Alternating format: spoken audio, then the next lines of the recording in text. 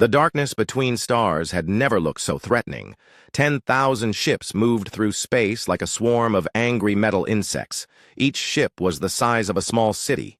Their hulls gleamed with alien metal that seemed to drink in starlight. These were the warships of the Valian Empire, and they had come to claim Earth. Admiral Kethvar stood on the bridge of his flagship, the Dominion's Wrath. The ship was so large that its bridge could hold 1,000 crew members. Holographic displays showed him everything he needed to know about the small blue planet ahead. Earth looked so peaceful from here. So helpless. "Report," Kethvar commanded. His voice carried the authority of someone who had conquered 50-star systems. "Sir, we are now 3 hours from the planet. All ships are in formation. Weapons are charged and ready," his tactical officer replied. Kethvar smiled. It was not a kind smile. For 300 years, the Valian Empire had swept across the galaxy like a tide of destruction. Every world they found had surrendered or been destroyed. This small planet would be no different. On Earth's moon, Park Tae-min watched the approaching fleet through the most powerful telescopes humanity had ever built. The Luna Defense Station buzzed with activity. Screens showed the alien ships getting closer every minute. The numbers were impossible to ignore.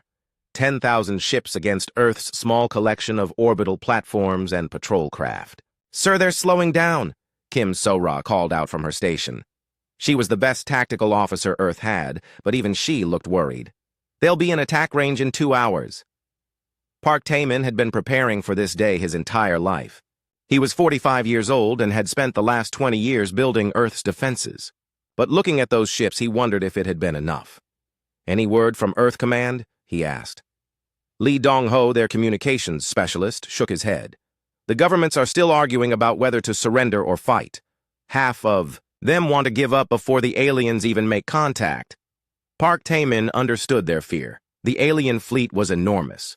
Each ship could probably destroy a city with a single shot. 10,000 of them could turn Earth into a ball of fire in minutes. But Earth had secrets. Secrets that had been hidden for 50 years. Back on the Valian flagship, Admiral Kethvar was growing impatient. "Have we received their surrender yet?" "No. Sir, we haven't even sent the demand yet. Send it now. Use the standard message." The message that went out to Earth was the same one the Valians had sent to hundreds of worlds. It was translated into every human language and broadcast on every frequency. "People of the third planet of this system, you are now subjects of the Valian Empire. You have 1 solar hour to surrender completely. Lay down all weapons. Prepare your planet for occupation. Any resistance will result in the complete destruction of your world and every living thing on it. This is your only warning." On Luna Station, the message played through speakers in perfect English. Park Tae-min listened to every word. Around him, his crew waited for orders. They all knew what those ships could do. They had studied the reports. From other worlds, the Valians were not kind conquerors. "What are your orders, sir?" Kim So-ra asked quietly. Before Park Tae-min could answer, a new voice came over the communications system. It was old and tired, but it carried a strength that surprised everyone. "This is Choi In-soo, calling from Asteroid Mining Station 7. I have a message for those alien ships." Lee Dong-ho looked confused. "Sir, that's just a mining engineer. Should I cut the signal?" "No," Park Tae-min said. "Let him speak." Choi In-soo was 70 years old. He had spent 40 years working in the asteroid belt, digging precious metals out of space rocks. His hands were rough from decades of hard work. His face was weathered and scarred. But his eyes held a fire that burned bright. He looked into the camera of his mining station's communication array. Behind him, other miners had gathered. They were all simple workers. People who fixed machines and moved rocks and kept the mining operation running. But today, they were something more. "You have 1 minute to leave our system," Choi In-soo said clearly. His voice carried across space to every ship in the alien fleet. "This is your only warning." On the Valian flagship, the crew burst into laughter. Admiral Kethvar couldn't believe what he was hearing. A single human, probably sitting on some tiny mining platform, was threatening the greatest fleet in galactic history. 1 minute? Kethvar laughed so hard he had to wipe tears from his eyes. Did this primitive just give us 1 minute to retreat? His tactical officer was still chuckling. Sir, should we respond? No. Let them have their moment of foolishness. In 1 hour, when we begin the bombardment, they'll understand their mistake. But Admiral Kethvar had made a mistake of his own. He thought he was facing a primitive world with simple weapons and desperate people. He had no idea that for the past 50 years, humanity had been preparing for this exact moment. In the asteroid belt, Choi In-soo turned off his communication array. Around him, the other miners were already moving to their positions. These weren't just mining stations scattered through the belt. They were parts of something much larger, something that had been hidden in plain sight for decades. Dr. Yang Hye-jin watched from her secret command center deep inside one of the largest asteroids. She was the person who had designed humanity's real defense system. For 30 years, she had worked on a project so secret that most governments didn't even know it existed. "All stations report ready," her assistant told her. Yang Hye-jin nodded. She was 58 years old and had dedicated her life to this moment. She had sacrificed everything for the chance to protect humanity. Today would prove if it had been worth it. On Earth, the governments were still arguing. Some wanted to surrender immediately. Others wanted to fight with their small fleet of military ships. None of them knew about the real defense system. It had been built by scientists and engineers working in secret, funded by money that officially didn't exist. The alien fleet continued its approach. Admiral Kethvar was already planning the victory celebration. In his experience, primitive worlds always surrendered when they saw his ships. The few that didn't were destroyed so quickly that they never had time to regret their choice. "Sir, we're receiving more communications from the planet," his communications officer reported. "What are they saying now?" "Multiple sources, sir. Some are begging for mercy. Others are demanding we leave. One group is trying to negotiate. It appears their leadership is in chaos." This was exactly what Kethvar expected. Fear always made primitive species act irrationally. Soon they would realize that resistance was hopeless. But in the asteroid belt, countdown timers showed 59 minutes and 30 seconds remaining. Hidden machinery that had been disguised as mining equipment for decades was powering up. Systems that had been tested in secret for years were coming online. The Valian Empire had conquered the galaxy by being stronger than everyone else. Their ships were bigger, their weapons more powerful, their technology more advanced.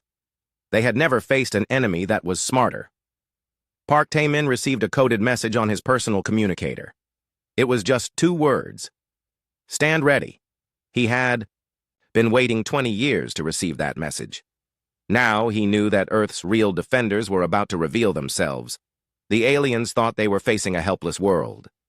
They had no idea that the entire solar system had become a weapon pointed at their hearts. The countdown continued. 58 minutes, 57 minutes, 56 minutes. Admiral Kethvar was about to learn that sometimes the smallest enemy can be the most dangerous one.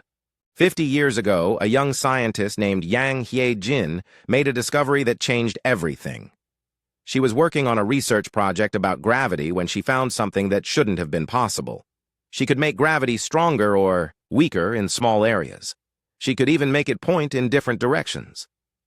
At first, the discovery seemed useless. The effect was tiny and took enormous amounts of energy. But Yang Hye-jin was patient. She spent years learning how to make the effect bigger and use less power. She worked in secret, telling no one about her research.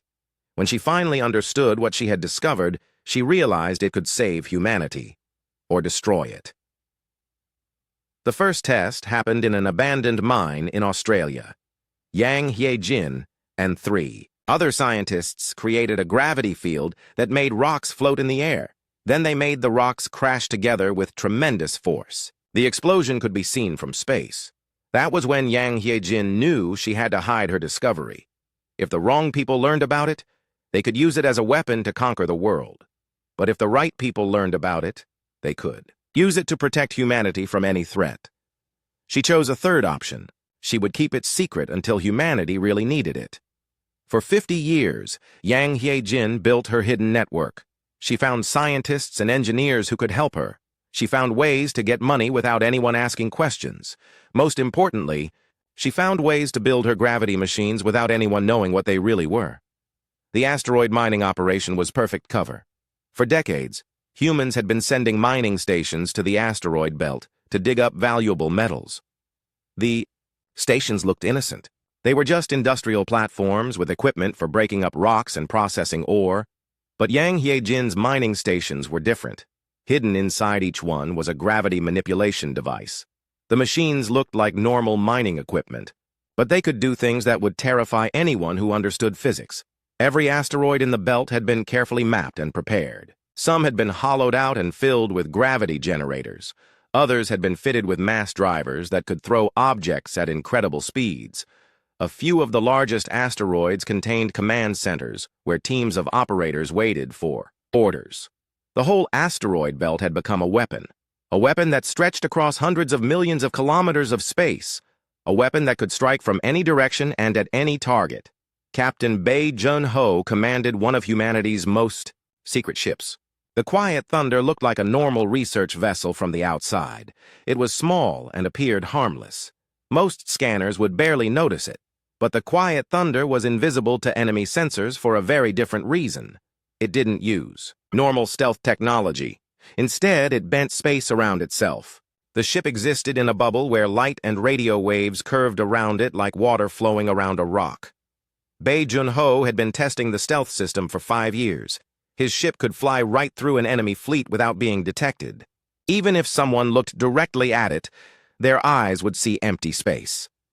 "Captain, we're receiving the activation signal," his communications officer reported. Bae Jun-ho nodded. He had been waiting for this signal his entire career. Around the solar system, dozens of other invisible ships were receiving the same message. Earth's secret fleet was about to reveal itself, but they would remain hidden until the very last moment. In the war room, deep beneath the mountains of South Korea, Nam Ji-woo read the latest reports. She was the youngest member of Earth's secret defense council, only 32 years old. But she had been chosen for her brilliant mind and her ability to see patterns that others missed. "The alien fleet will reach attack position in 43 minutes, she announced to the council. The other council members were older and more experienced, but they all listened when Nam Ji-woo spoke. She had predicted the aliens would come. She had calculated how many ships they would bring. She had even guessed which star system they would come from. "Do we have enough power for full activation?" asked General Kim Won-ho. "Yang Hiejin confirms all systems are ready," Nam Ji-woo replied. "The gravity generators have been charging for 6 months. We have more energy stored than we've ever had before." "And if it doesn't work?" Nam Ji-woo looked at the tactical display showing the alien fleet. 10,000 ships, each one capable of destroying cities. If the gravity weapon failed, Earth would be helpless. "Then we'll find out if humans are as tough as we think we are," she said quietly. Song Min-ki had spent 15 years disguised as a simple mining engineer. He lived on a station that looked like it processed iron ore from asteroids. In reality, his station contained one of the most powerful gravity generators ever built. The machine was hidden in what appeared to be an ore processing facility. From the outside, it looked like huge crushers and smelters for turning asteroid rock into pure metal. But the real machinery was something far more dangerous. Song Min-ki's gravity generator could create a field strong enough to trap spaceships. It could make space itself thick like honey, preventing ships from moving. It could also create invisible walls that nothing could pass through. "Generator 7 ready for activation," he reported to the hidden command center. Around the asteroid belt, dozens of other engineers reported the same thing. For 50 years, they had lived normal lives while maintaining humanity's greatest secret. Today, their work would finally be revealed. Colonel Ha Yu-jin commanded the mass driver network. These devices looked like the machines used to launch cargo containers between asteroids. Mining operations needed to move huge amounts of material across space, so mass drivers were common and harmless looking. But Ha Yu-jin's mass drivers were built for war. They could accelerate small objects to incredible speeds.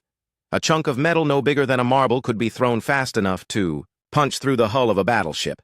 Better yet, the mass drivers could work together. Thousands of them could fire at the same time, sending a cloud of projectiles at a target from every direction.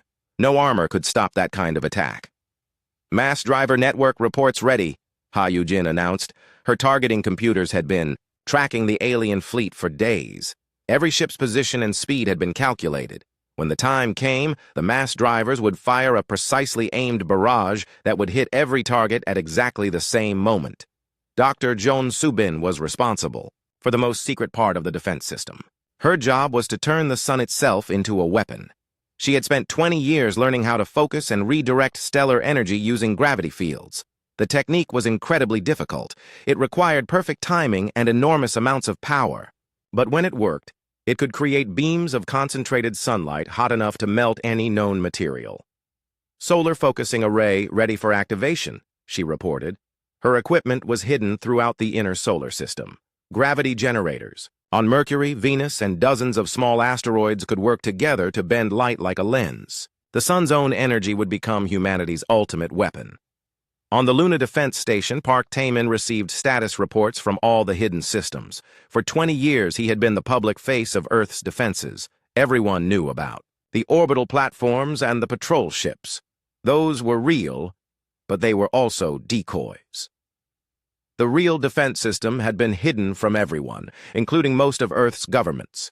Too many secrets had been leaked over the years. Too many politicians couldn't be trusted.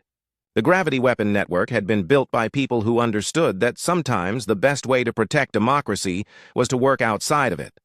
"All systems report ready," Kim So-ra told him. Park Tae-min looked at the countdown timer. 37 minutes until the alien ultimatum expired. But humanity's real countdown had already begun. In exactly 1 minute, old Choi In-soo would send his warning to the alien fleet. After that, the aliens would have exactly 60 seconds to leave the solar system. If they stayed, they would discover that Earth was not the helpless planet they thought it was. Choi In-soo looked at his watch. The time had come. He opened the communication channel that would broadcast to every ship in the alien fleet.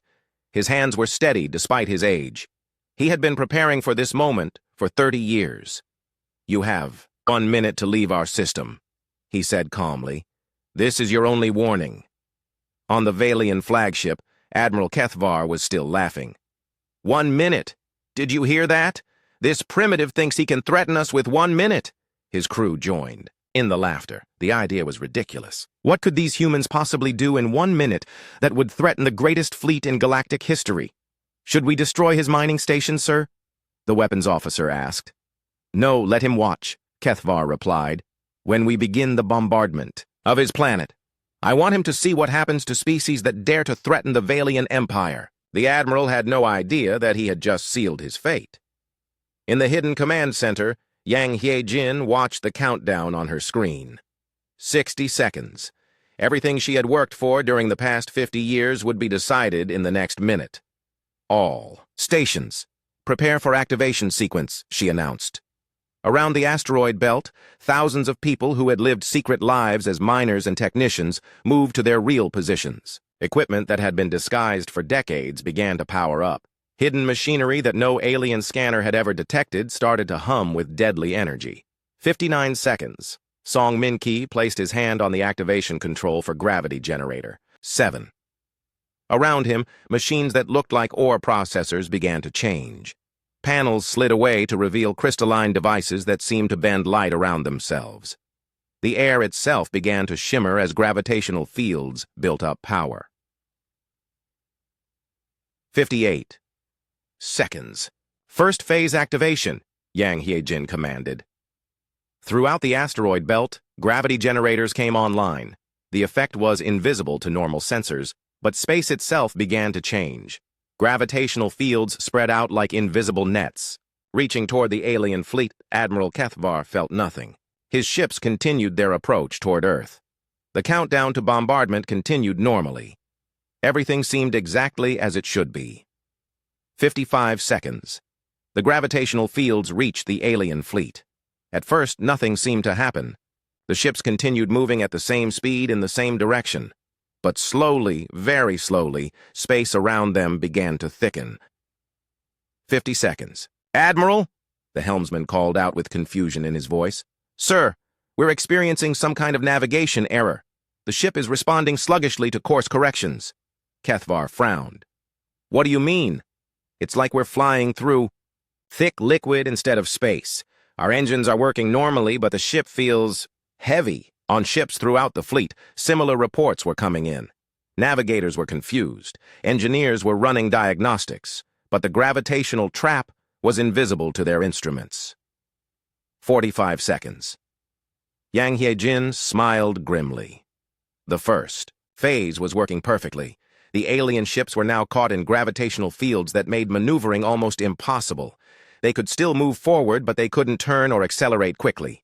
Second phase activation, she ordered. 40 seconds.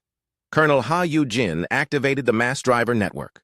Throughout the asteroid belt, thousands of devices that looked like cargo launchers swiveled toward the alien fleet. But instead of shipping containers, they were loaded with projectiles designed for war. Each projectile was small, no bigger than a marble, but each one was made of the densest materials humanity could create. When accelerated to high speeds, they would hit with the force of artillery shells. 35 seconds. Mass drivers locked on target, Ha Yu-jin reported. Projectiles loaded and ready to fire. The targeting computers had calculated the exact position every alien ship would be in when the projectiles arrived. Even though the fleet contained 10,000 ships spread across thousands of kilometers, every single vessel had been marked for destruction. 30 seconds. Admiral Kethvar was beginning to worry. His ships were still having navigation problems.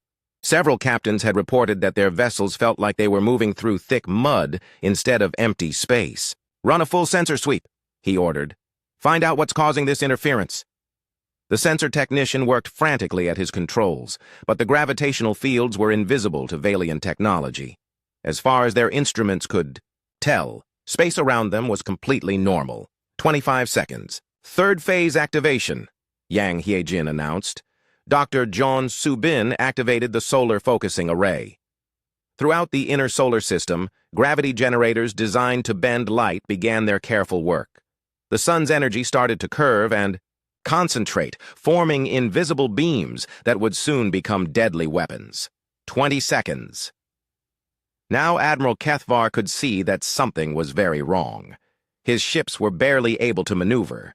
Several had collided with each other as they tried to maintain formation. The fleet that had looked so impressive was becoming a confused mess. "Sir," his tactical officer called out, "long-range sensors are detecting something. Energy readings from the asteroid belt. Very high energy readings." "What kind of energy?" "Unknown, sir. Our computers can't identify the signature." 15 seconds. Captain Bae Jun-ho received the signal he had been waiting for.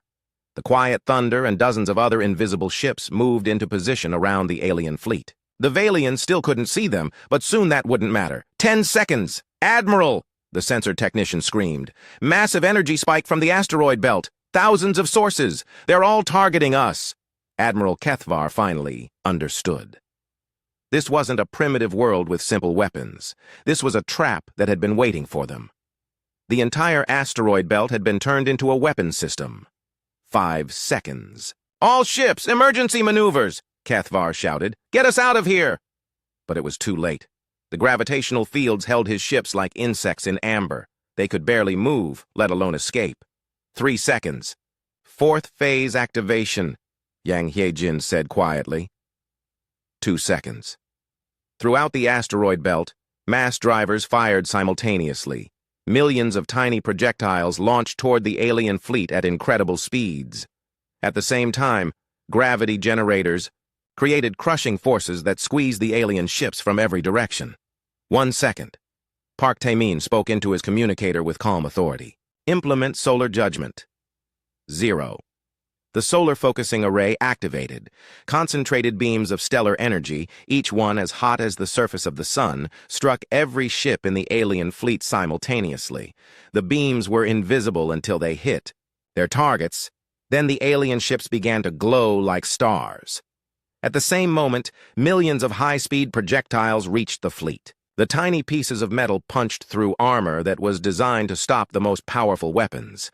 Each ship was hit by thousands of projectiles at exactly the same instant.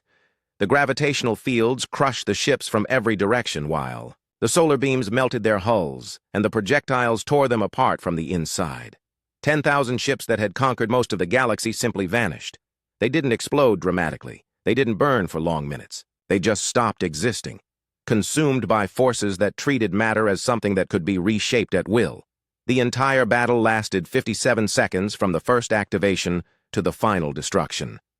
Admiral Kethvar had just enough time to understand what was happening before his flagship disintegrated around him. In his final moment, he realized that the Valian Empire had finally found an enemy that was stronger than they were. The humans hadn't won through superior technology or bigger weapons. They had won by being smarter and more patient. They had spent 50 years preparing for this exact moment, and they had turned their entire solar system into the largest weapon ever created. In the command center, Yang Hijin watched the last traces of the alien fleet disappear from her sensors. 50 years of secret work had just paid off in less than 1 minute. All ships destroyed, the tactical officer reported unnecessarily. Any survivors? Yang Hijin asked. 3 scout ships at the edge of the system. They were too far away to be caught in the trap. Yang Hijin nodded. Let them go. They have a message to deliver. The 3 surviving ships fled toward deep space, carrying word of what had happened to Earth. The Valian Empire would learn that humanity was not the easy conquest they had expected. The age of alien domination was over. The age of human protection was about to begin. The silence after the battle was strange. For 57 seconds, space around Earth had been filled with energy beams and gravitational forces that could crush mountains. Now everything was quiet again. The only sign that 10,000 ships had been there was a faint cloud of metallic dust drifting slowly away from where the fleet had been. Shine Young was the first person to break the silence. She worked as an intelligence analyst in the Hidden Command Center, and her job was to track what happened to enemy forces. Confirming complete destruction of the main fleet, she announced. But I'm tracking 3 ships that escaped. They were scout vessels positioned at the edge of our sensor range. Yang Hye-jin nodded. How long until they reach Valian space? At maximum speed, approximately 2 weeks. Good. That gives us time to prepare. The 3 scout ships had escaped on purpose. Yang Hye-jin could have destroyed them easily, but she wanted them to survive. The Valian Empire needed to learn what had happened here. More importantly, the rest of the galaxy needed to know that Earth was no longer helpless. On the Luna Defense Station, Park Taemin was receiving reports from all over the solar system. The gravity generators were powering down safely. The mass drivers were reloading in case more enemies appeared. The solar focusing array was returning to standby mode. Any damage to our systems? He asked Kim Sora. Minor overheating in generators 12 and 15. Nothing serious. We could do this again in 6 hours if necessary. Park Taemin smiled. For 20 years, he had wondered if their secret weapons would work when the time came. Now he knew that Earth could defend itself against any threat. But defense was only the beginning of what Yang Hye-jin had planned. Send a message to Captain Bae Jun-ho, she ordered. Tell him to begin Phase 2. Captain Bae Jun-ho received his orders while the quiet thunder was still invisible near where the alien fleet had been destroyed. His mission was about to change from defense to something much more dangerous. Set course for the outer system, he commanded his crew. We're going hunting. The quiet thunder and 20 other invisible ships began moving toward the edge of the solar system. Their new mission was to follow the 3 escaped scout ships back to Valian space. But they wouldn't just be observing. Dr. Yang Hye-jin had spent 50 years preparing to defend Earth, but she had also spent those years learning about the Valian Empire. She knew which worlds they had conquered, she knew where they kept their slave populations, and she knew that those people had been waiting centuries for someone to help them. Earth's secret fleet was about to begin the liberation of the galaxy. First news reports about the battle were confused and contradictory. Most governments on Earth still didn't know about the gravity weapon system. They had seen the alien fleet approach, then disappear, but they didn't understand how it had happened. Ambassador Won Kyung-ho was one of the few people outside the secret project who knew the truth. His job was to contact other species in the galaxy and tell them what Earth had done. Prepare diplomatic messages to all known alien civilizations, he told his staff. Tell them that the Valian Empire's expansion has been stopped. Tell them that Earth is offering assistance to any world that wants to be free. Won Kyung-ho knew that most alien species had suffered under Valian rule.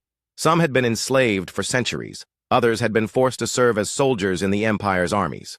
All of them had given up hope that anyone could stand against the Valians. Today, Earth had given them that hope. On a mining station in the asteroid belt, Choi In-soo was cleaning up after the battle. The gravity generators had created strange electromagnetic effects that had damaged some of his equipment. But he didn't mind. After 30 years of keeping secrets, he could finally tell people what he really did for a living. Not bad for an old mining engineer, he said to himself as he watched the last traces of the alien fleet drift away. The other miners on his station were celebrating. They had all been part of the secret project, living double lives as they maintained the weapon systems that had just saved Earth. Now they could finally be proud of their real work. But their celebration was interrupted by an urgent message from Yang Hyejin. All stations, begin preparation for extended operations. This was just the beginning. 2 weeks later, the 3 Valian scout ships arrived at the nearest Imperial outpost. The base commander, Admiral Veltar, listened to their report with growing disbelief. "You're telling me that our entire fleet was destroyed in less than 1 minute?" "Yes, sir. Some kind of gravitational weapon system hidden throughout their asteroid belt. Our ships couldn't maneuver, couldn't escape. They were completely helpless." Admiral Veltar had served in the Imperial Navy for 60 years. He had seen many battles and conquered dozens of worlds. But he had never heard of a weapon that could destroy 10,000 ships so quickly. "Send this report to Imperial Command immediately," he ordered, "and prepare our defenses. If these humans have weapons like this, they might come here next." The Admiral was right to worry. Captain Bae Jun-ho and his invisible ships had followed the scout vessels all the way to the outpost. They were already studying the base's defenses and planning their attack. On Earth, Yang Hyejin was meeting with people who had been her secret allies for decades. Scientists, engineers, military officers, and government officials who had helped build the gravity weapon system were finally able to work together openly. "The weapon test was successful beyond our best projections," she reported. "But now we face a bigger challenge. The Valian Empire rules thousands of worlds. They have millions of ships and billions of soldiers. We can't defend Earth by hiding anymore." "What are you suggesting?" asked General Kim Won-ho. "We go on the offensive. We use our gravity technology to liberate the worlds that the Empire has enslaved. We show the galaxy that the age of Valian domination is over." The room was quiet as everyone considered what she was proposing. It meant transforming Earth from a hidden defender into an active liberator. It meant risking everything on the chance that their technology could defeat an empire that had ruled the galaxy for millennia. "How many ships do we have?" Nam Ji-woo asked. 50 invisible vessels, each one equipped with gravity manipulation technology, enough to disable any normal fleet. "And if the Empire sends 1,000,000 ships to attack Earth while our fleet is away?" Yang Hyejin smiled. "Then they'll discover that the asteroid belt was just our first line of defense. For 50 years, she had been building weapons that no one else knew about. The gravity generators in the asteroid belt were powerful, but they were not her only creation. Hidden throughout the solar system were devices that could turn planets into weapons, bend space to create impossible barriers, and focus the energy of the sun into beams that could reach other star systems.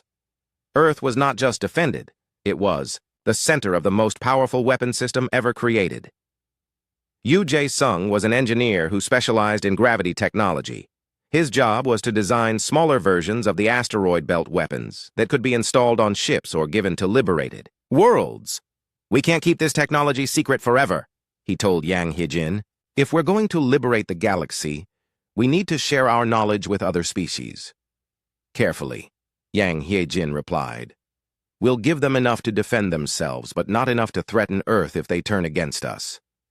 It was a delicate balance. Earth needed allies, but it also needed to remain the strongest force in the galaxy.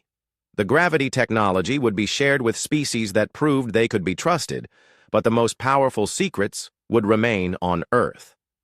Fleet Admiral Lim Sang-woo was chosen to command Earth's first interstellar campaign. He was a veteran military officer who had spent years planning for conflicts that everyone hoped would never happen. "Our first target will be the Kepler system," he announced to his staff. "Intelligence reports indicate that 3 billion enslaved, Aliens are being held there. The system is defended by 50 Valian warships. What are our chances of success? His tactical officer asked. Against 50 ships? We could handle 50,000. The real challenge will be liberating the slaves without getting them killed in the fighting. Lim Sang-woo had studied every liberation campaign in human history. He knew that freeing enslaved populations was much harder than simply defeating their captors. The rescued people would need food, medical care, and new places to live. Many of them had been slaves for so long that they didn't remember how to be free. But Earth was ready for that challenge too. Humanitarian ships were being prepared to follow the military vessels. Doctors, teachers, and social workers were volunteering for missions that might last for years. The message from the liberated worlds would be simple. Earth had come not to conquer, but to help. As reports of Earth's victory spread through secret channels, resistance movements on enslaved worlds began to hope again. For centuries, they had fought hopeless battles against Valian oppression. Now they had proof that the Empire could be defeated. Coded messages began reaching Earth from dozens of star systems. Resistance leaders were asking for help. Enslaved populations were sharing information about Imperial defenses. Even some Valian soldiers were sending secret communications, offering to defect if Earth could protect them. The galaxy was ready for liberation.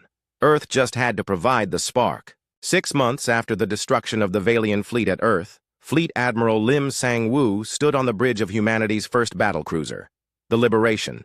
The ship was invisible to enemy sensors, just like all of Earth's vessels, but it was much larger than the scouts that had been built before. "Admiral, we're approaching the Kepler system," his navigator reported. Through the view screen, Lim Sang-woo could see 3 planets orbiting a yellow star very much like Earth's sun. But these worlds had been turned into prison camps. 3 billion. Aliens from dozens of different species lived there as slaves, mining rare materials for the Valian Empire. "What's our enemy's strength?" he asked. 50 Valian warships in orbit around the second planet.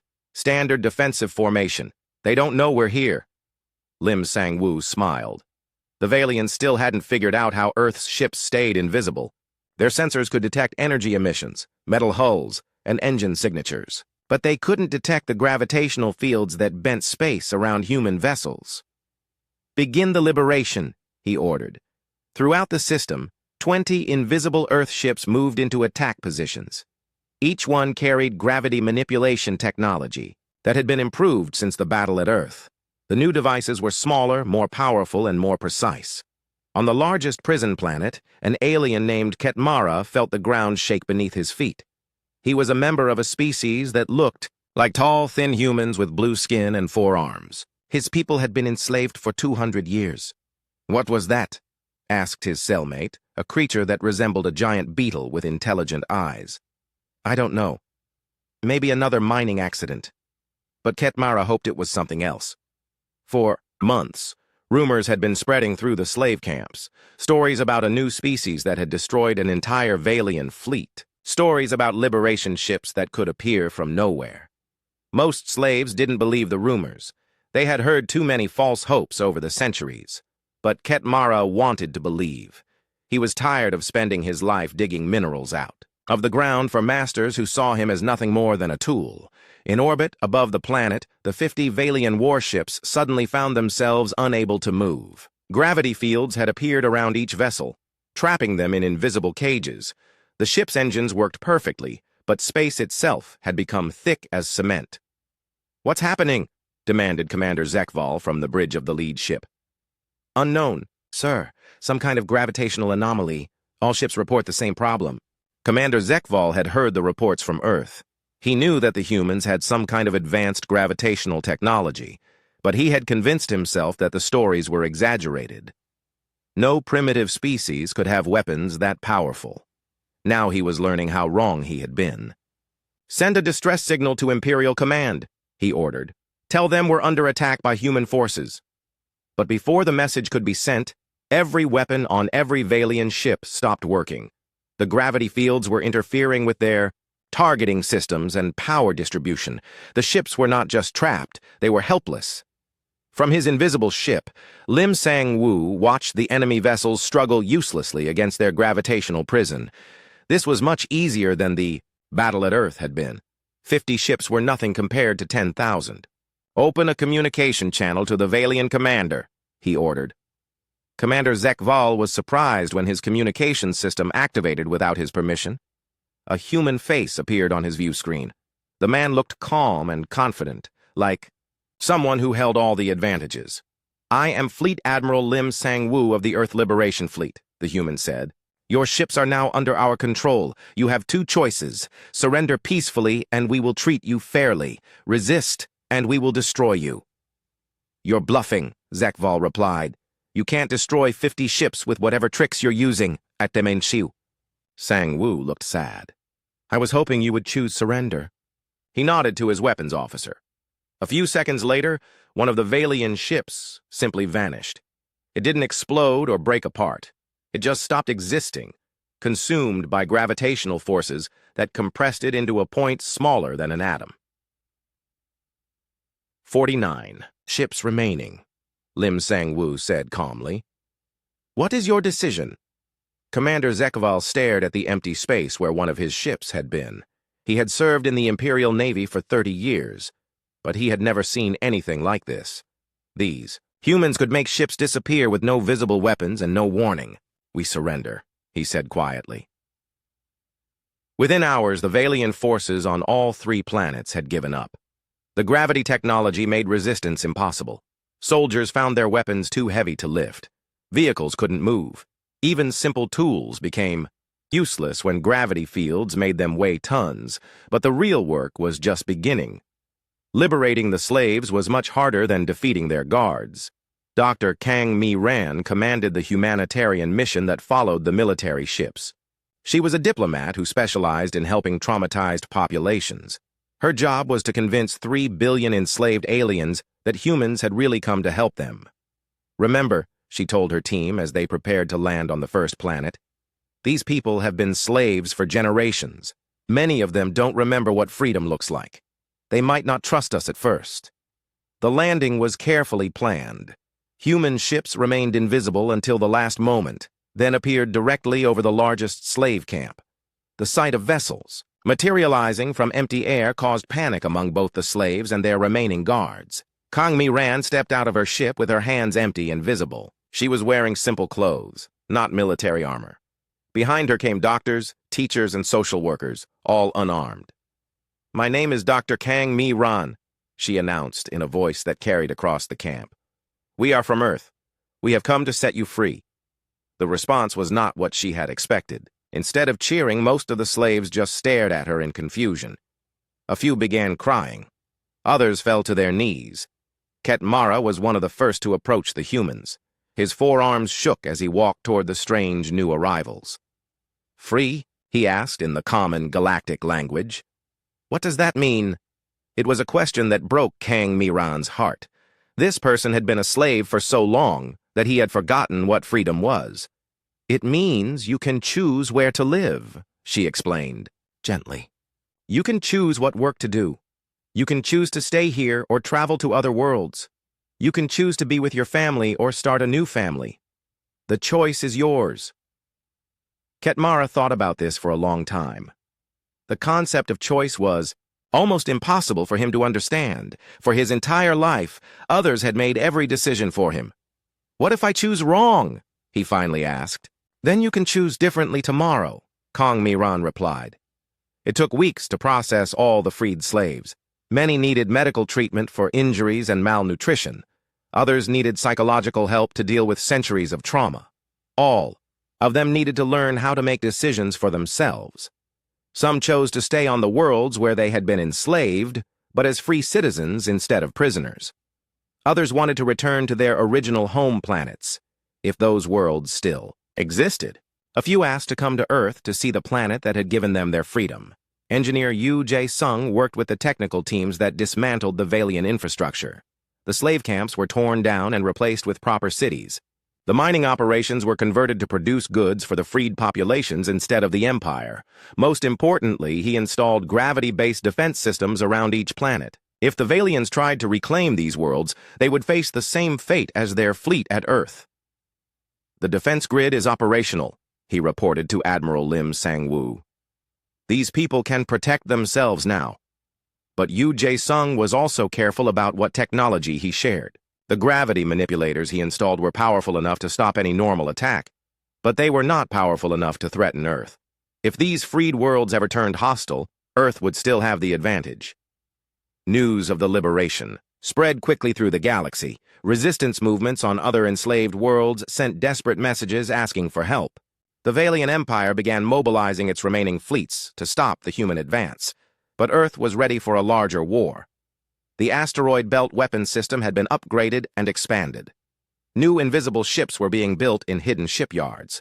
Most importantly, humanity now had allies throughout the galaxy. Emperor Thekvar of the Valian Empire sat in his palace on the capital world and read the reports with growing fear. In 6 months, the humans had liberated 15 star systems. Dozens of his fleets had been destroyed or captured. Millions of his soldiers had surrendered without firing a shot. How is this possible? He demanded of his advisors. We rule 3,000 worlds. We have the largest military in galactic history. How can one primitive planet be defeating us? His military advisor, General Nexthar, looked uncomfortable.